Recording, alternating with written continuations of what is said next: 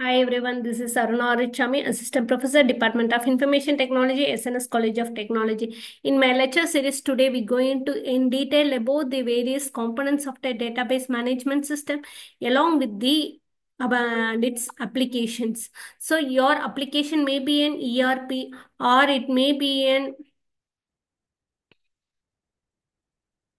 or it may be a CRM, or you are having a flat files, or we are having the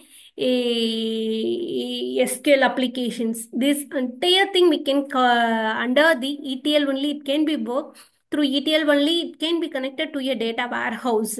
So in from data warehouse where it could be done either it can be an online analytical processing or data mining or data visualization reports, dashboards or alerts.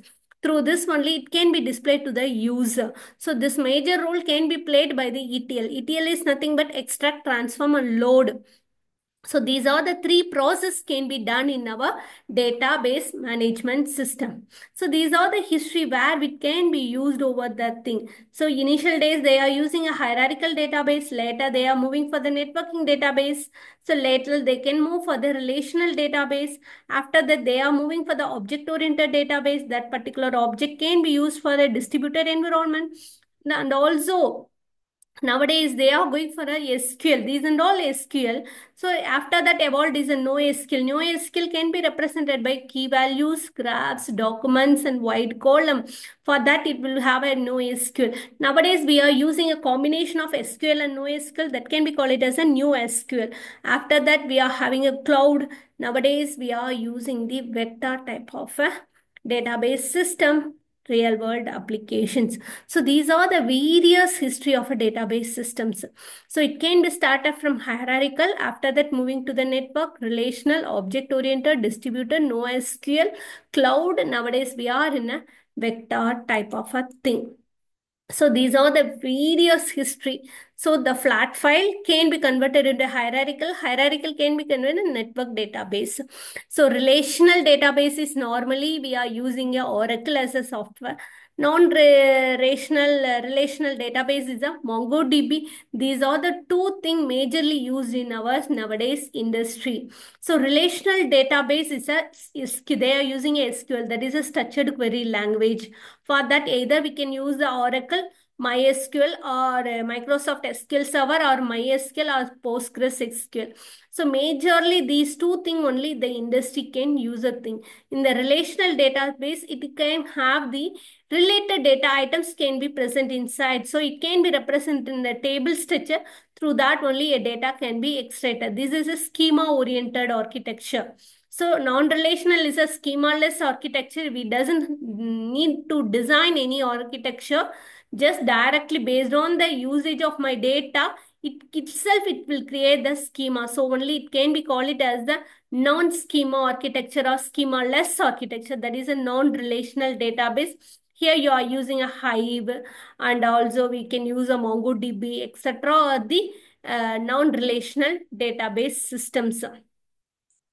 So see here, this is the thing, MongoDB, CouchDB, etc. are the so here you're having a object ID. Through that only a particular data sets can be identified over here. So this is also non-relational database. See here, can be represented in a diagrammatic representation. This is also wide column database. This is also a non-relational database. So how it could be in a DBMS in future? DBMS with artificial intelligence and machine learning and rise for decentralized technologies such as a blockchain technology can be incorporated in a database management system.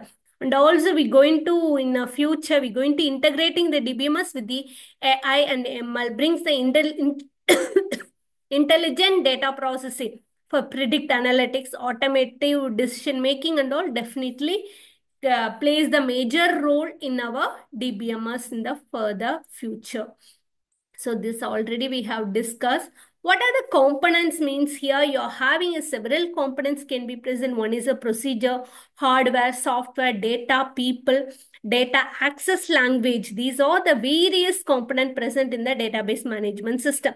Major component is the user. User only going to interact with the database through the software or a hardware. So database access language is required for data. That thing, a procedure is created between the back end with the front end. You're using a certain software or a hardware can be used.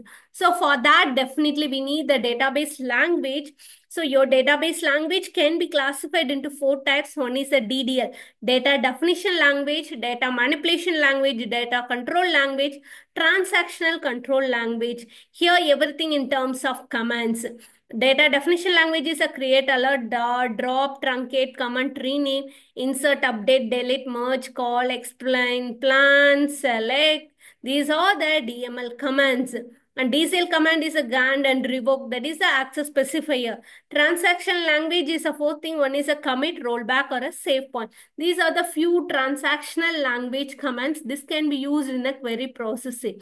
So DBMS is not related to database because DBMS can access this thing with the help of this thing. Though only we can call it as a database management system.